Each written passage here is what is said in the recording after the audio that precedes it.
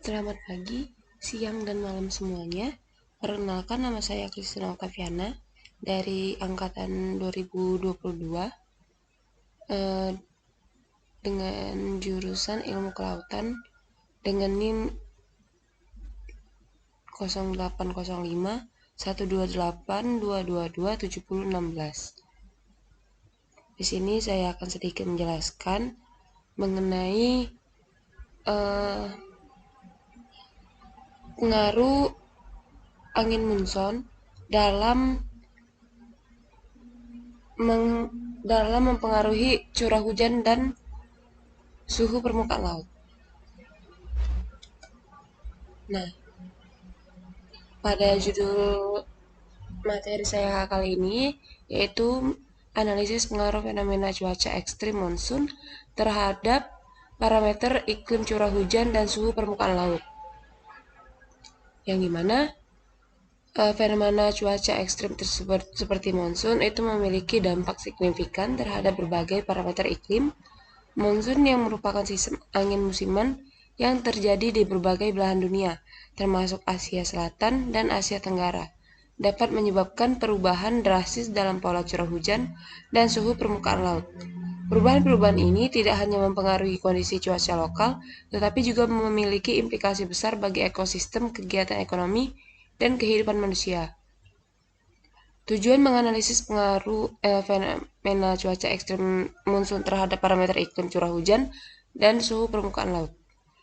Signifikansinya itu pemahaman yang lebih baik mengenai pengaruh monsun terhadap curah hujan dan suhu permukaan laut, yang dimana sangat penting untuk manajemen risiko bencana, perencanaan kebijakan iklim, dan adaptasi terhadap perubahan iklim.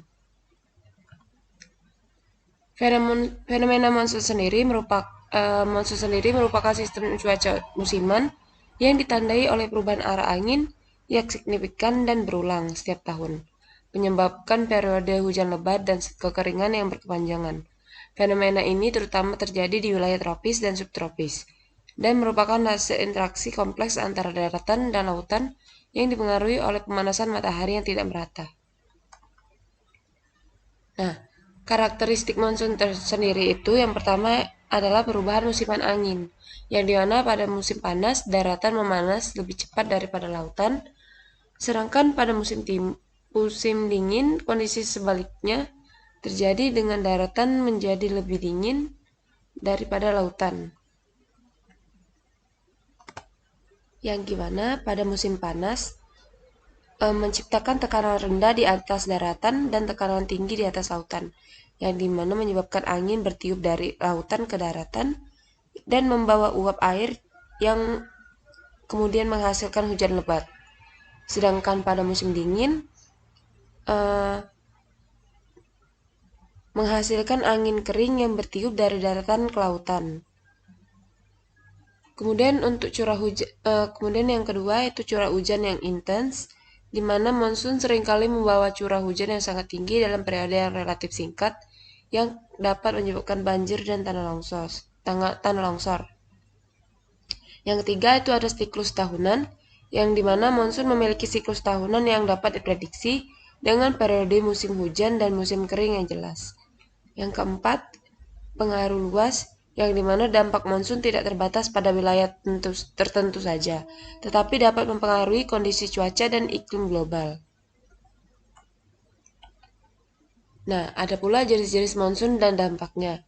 Yang pertama, monsun Asia Selatan, yang dimana biasanya monsun ini berada pada wilayah India, Pakistan, Sri Lanka, dan berbagai wilayah Asia Tenggara, yang dimana memiliki karakteristik musim hujan yang biasanya berlangsung dari Juni hingga September, yang dikenal sebagai monsun barat daya, yang membawa hujan lebat ke wilayah beberapa tersebut tadi.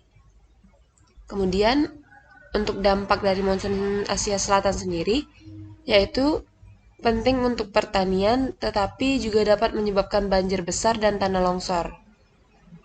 Lalu untuk monsun Asia Timur, biasanya terjadi pada wilayah Cina, Jepang, Korea, dan Taiwan.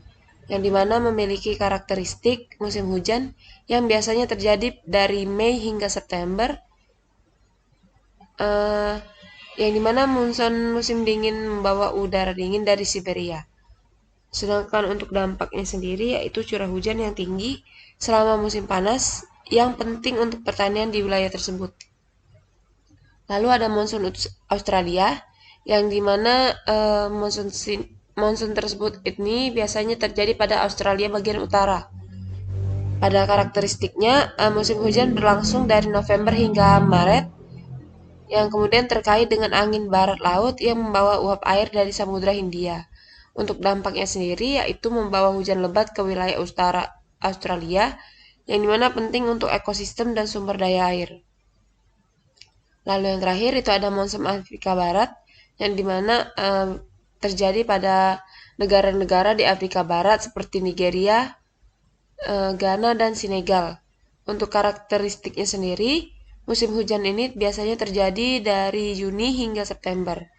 Angin barat daya yang membawa uap air dari Samudra Atlantik. Sedangkan untuk dampaknya sendiri, itu menjadi vital bagi pertanian untuk dapat menyebabkan banjir yang merusak. Monsun sendiri memainkan peran penting dalam menentukan pola iklim di berbagai belahan dunia. Namun, juga dapat menyebabkan bencana alam yang dimana memerlukan strategi mitigasi dan adaptasi yang efektif. Lalu, cuaca ekstrim dalam konteks monsun, yang dimana cuaca ekstrim tersebut ini merujuk pada kondisi atmosfer yang sangat berbeda dari keadaan normal atau rata-rata, yang dimana seringkali menyebabkan gangguan yang signifikan terhadap kehidupan manusia, infrastruktur, dan lingkungan. Contoh cuaca ekstrim termasuk badai, gelombang panas, banjir, kekeringan, dan angin topan. Dalam konteks monsun, cuaca ekstrim ini biasanya terkait dengan curah hujan yang sangat tinggi atau rendah, angin kencang, dan fenomena atmosfer lainnya yang berpotensi menyebabkan bencana alam. Contoh contoh cuaca ekstrim yang berhubungan dengan monsun. Yang pertama itu ada banjir, yang dimana banjir terjadi ketika air menutupi area daratan yang biasanya kering atau seringkali disebabkan oleh curah hujan yang tinggi selama musim monsun, yang dimana curah hujan yang berlebihan selama periode monsun dapat menyebabkan sungai, danau, dan sistem drainase yang meluap, yang dimana selain itu dapat menyebabkan banjir bandang yang dapat terjadi akibat hujan lebat dalam waktu singkat. Lalu yang kedua itu ada siklon tropis, yang dimana merupakan sistem badai bertekanan rendah yang terbentuk di atas perairan tropis atau subtropis yang ditandai dengan angin kencang dan hujan lebat. Penyebab siklon tropis sendiri itu akibat monsun yang seringkali memperkuat pembentukan siklon tropis karena perubahan suhu dan kelembapan yang drastis mendukung perkembangan badai. Lalu ada dampak cuaca ekstrim yang berhubungan dengan monsun. Yang pertama itu ada kerugian ekonomi, yang dimana infrastruktur yang rusak seperti jembatan, jalan, dan bangunan yang dapat menyebabkan biaya perbaikan yang tinggi. Lalu ada dampak sosial yang dimana evakuasi massal, kehilangan tempat tinggal, dan gangguan terhadap layanan dasar seperti listrik, air, dan layanan kesehatan. Lalu yang terakhir itu ada dampak kesehatan yang dimana menyebarkan penyakit yang berkaitan dengan air seperti diare, malaria, serta dampak langsung dari cedera fisik. Lalu ada mitigasi dan penanganannya. Yang pertama itu adalah pembangunan infrastruktur yang tahan bencana, yang dimana meningkatkan kualitas bangunan, jembatan, dan sistem drainase untuk mengurangi kerusakan akibat banjir dan angin kencang. Lalu yang kedua ada pengelolaan sumber daya air, seperti membangun waduk atau bendungan dan sistem irigasi yang dapat mengendalikan aliran air selama musim hujan dan kekeringan. Lalu yang ketiga ada program edukasi dan kesadaran, yang dimana dapat meningkatkan kesadaran masyarakat tentang resiko cuaca ekstrim dan langkah-langkah mitigasi yang dapat diambil.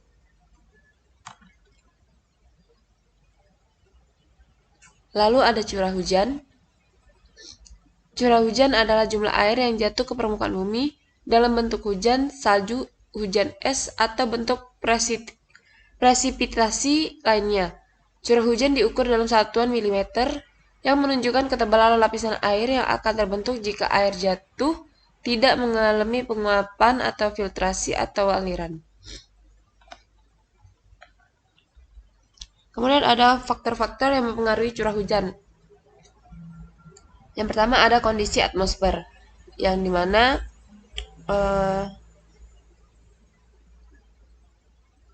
udara yang lebih lembab dapat mengandung lebih banyak uap air yang dapat terkondensasi menjadi hujan. Untuk tekanan udara, akibat kondisi atmosfer, sistem tekanan rendah cenderung membawa hujan basah dan cuaca basah dan hujan, sementara tekanan tinggi biasanya terkait dengan cuaca kering. Untuk geografi dan topografi, itu mempengaruhi dipengaruhi oleh dua, yaitu ketinggian dan pegunungan, yang dimana daerah yang lebih tinggi cenderung menerima lebih banyak hujan karena pendinginan udara yang naik menyebabkan kondensasi dan presipitasi. Sedangkan pegunungan itu efek orogenasi, di mana udara yang naik di sisi pegunungan menyebabkan hujan di sisi yang menghadap angin, dan daerah bayangan hujan di sisi sebaliknya. Untuk siklus hidrologi, itu mempengaruhi evaporasi dan transpirasi, yang dimana proses penguapan air dari permukaan laut, danau, dan sungai meningkatkan jumlah uap air di atmosfer. Sedangkan untuk penguapan air dari tumbuhan juga menyumbang kelembapan di udara, kelembapan ke atmosfer. Kemudian arah dan kecepatan angin, yang dimana itu dapat mempengaruhi yang dimana itu faktornya dapat seperti angin monsun, yang dimana menyebabkan curah hujan yang tinggi di daerah tertentu selama musim monsun.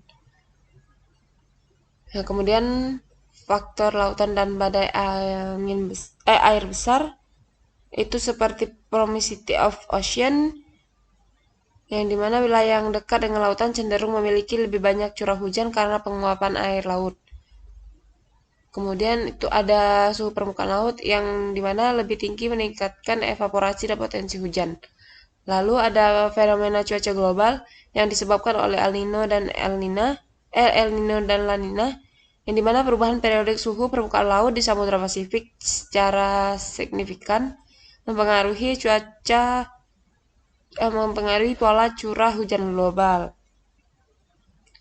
Lalu ada pengaruh manusia seperti urbanisasi, yang dimana membangun kota dapat mengubah aliran air, permukaan, dan pola presipitasi lokal. Lalu ada suhu permukaan laut, yang dimana suhu permukaan laut sendiri adalah suhu air laut di permukaan hingga kedalaman sekitar beberapa meter. Suhu permukaan laut diukur menggunakan berbagai metode, termasuk satelit, kapal, dan penampung otomatis. Suhu permukaan laut memainkan peran penting dalam mempengaruhi cuaca, iklim, dan ekosistem laut. Pentingnya suhu permukaan laut dalam konteks iklim. Yang pertama, pengaruh terhadap pola cuaca global, yaitu ada sirkulasi atmosfer, yang dimana suhu permukaan laut mempengaruhi siklus atmosfer global, seperti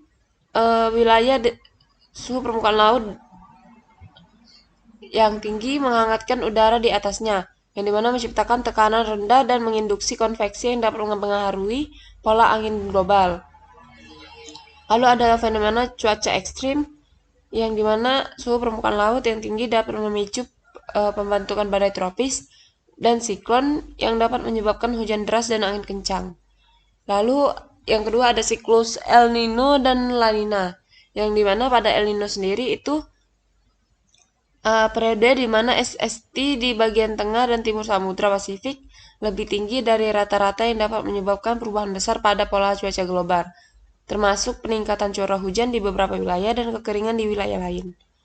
Untuk La Nina itu periode di mana SST di wilayah yang sama lebih rendah dari rata-rata, yang dimana mempengaruhi pola cuaca global dengan cara yang berbeda.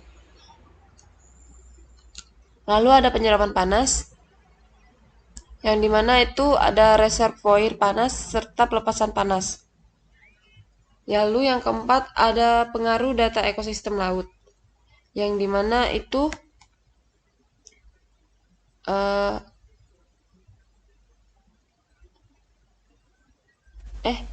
lalu ada kenaikan permukaan laut seperti pencairan es, yang dimana SST yang lebih tinggi di daerah kutub mempercepat percairan es dan gletser yang berkontribusi pada kenaikan permukaan laut yang dapat mengancam komunitas pesisir dan ekosistem. Lalu ada interaksi dengan atmosfer, yang dimana itu ada pengaruh terhadap siklus hidrologi, yang dimana SST lebih tinggi meningkatkan penguapan yang dapat meningkatkan kelembapan atmosfer dan berkontribusi pada peningkatan curah hujan di beberapa daerah. Serta yang kedua ada kondisi badai, yang dimana SST yang hangat menyediakan energi yang dibutuhkan untuk membentuk dan menguatkan badai tropis termasuk siklon dan topan. Lalu yang terakhir ada monitoring dan prediksi iklim. Dengan data SST dilakukan pemantauan SST menggunakan satelit dan sensor in situ yang memberikan data penting untuk model iklim yang digunakan dalam prediksi cuaca jangka pendek dan perubahan iklim jangka panjang. Lalu ada prediksi cuaca, yang dimana SST yang digunakan untuk prediksi fenomena cuaca jangka pendek seperti badai tropis dan juga pemodelan perubahan iklim jangka panjang. Lalu ada data yang digunakan. Nah, untuk data yang digunakan sendiri, data curah hujan pada tahun 2023 pada musim peralihan 1 untuk pada yang terjadi pada bulan Maret sampai bulan April. Kemudian untuk data suhu permukaan laut itu yang digunakan pada tahun 2023 pada musim peralihan 1 untuk bulan Maret dan bulan April. Yang dimana sumber data ini sendiri itu di-download melalui NOAA. Lalu ada pengaruh monsun terhadap curah hujan, yang dimana meningkatkan curah hujan musiman. Lalu distribusi curah hujan, variabilitas tahunan, serta ekstremitas cuaca. Yang dimana pada peningkatan curah hujan musiman sendiri, monsun membawa udara lembab dari lautan ke daratan yang menyebabkan curah hujan tinggi secara musim monsun. Lalu untuk distribusi curah hujan, daerah yang terkena angin monsun menerima curah hujan yang lebih tinggi, sedangkan di daerah di balik pegunungan atau bayangan hujan menerima hujan lebih sedikit. Lalu variabilitas tahunan, yaitu pola dan intensitas curah hujan monsun dapat bervariasi setiap tahun, yang dimana dipengaruhi oleh fenomena seperti El Nino dan La Nina. Lalu yang terakhir ada ekstremitas cuaca, yang dimana hujan deras yang terjadi selama monsun dapat menyebabkan banjir dan tanah longsor. Lalu ada pengaruh monsun terhadap suhu permukaan laut, yang dimana yang pertama itu ada pendinginan lokal, yang dimana hujan lebat dan aliran air tawar dari sungai selama monsun dapat menurunkan suhu permukaan laut di wilayah pesisir. Lalu meningkatkan evaporasi, yang dimana kelembapan tinggi selama musim monsun meningkatkan evaporasi yang dapat menyebabkan fluktuasi pada suhu permukaan laut. Lalu yang ketiga ada sirkulasi lautan, yang dimana monsun dapat mempengaruhi sirkulasi arus laut yang mengubah distribusi panas di lautan. Lalu yang terakhir ada anomali suhu, yang dimana interaksi antara monsun dan fenomena seperti El Nino dapat menyebabkan anomali suhu permukaan laut di wilayah tertentu serta mempengaruhi pola cuaca global. Lalu ada korelasi antara curah hujan dan suhu permukaan laut, yang dimana itu berhubungan langsung, yang dimana suhu permukaan laut yang lebih tinggi cenderung meningkatkan penguapan yang menghasilkan lebih banyak uap di atmosfer. yang meningkatkan potensi curah hujan. Sedangkan pada zona konvergensi itu di wilayah tropis, daerah dengan suhu permukaan laut yang hangat cenderung menarik lebih banyak konveksi, yang dimana menghasilkan curah hujan lebih tinggi. Untuk variabilitas musiman, selama musim monsun, suhu permukaan laut yang hangat di samudra sekitar meningkatkan curah hujan di daratan. Lalu ada pengaruh timbal balik, yang dimana yang pertama itu adalah suhu permukaan laut dan cuaca ekstrim, yang dimana suhu permukaan laut yang tinggi dapat memperkuat badai tropis dan membawa curah hujan ekstrim ke daratan. Lalu ada pendinginan permukaan laut, yang dimana hujan lebat selama monsun dapat menurunkan suhu permukaan laut di wilayah pesisir melalui campuran air tawar dan pendinginan permukaan. Lalu yang ketiga ada pola sirkulasi, yang dimana perubahan suhu permukaan laut dapat mempengaruhi pola angin monsun, yang kemudian mempengaruhi distribusi dan intensitas curah hujan.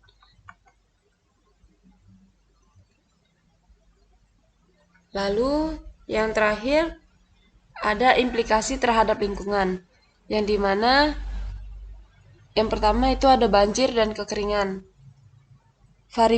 Variabilitas dalam curah hujan yang dipengaruhi oleh perubahan suhu permukaan laut dapat menyebabkan banjir di suatu daerah dan kekeringan di daerah lain. Yang kedua ada ekosistem laut, yang dimana perubahan suhu permukaan laut mempengaruhi kehidupan laut, termasuk terumbu karang dan perikanan yang bergantung pada suhu stabil. Lalu pada pertanian, pola curah hujan yang tidak teratur dapat mempengaruhi pertanian, mengganggu musim tanam dan hasil panen. Lalu yang terakhir ada kesehatan masyarakat, yang dimana peningkatan curah hujan dapat meningkatkan resiko penyakit yang ditularkan melalui air, sementara kekeringan dapat mengancam ketersediaan air bersih. Sekian penjelasan mengenai analisis pengaruh angin monsun terhadap curah hujan dan suhu permukaan laut. Apabila ada salah kata, saya mohon maaf. Saya akhiri, terima kasih.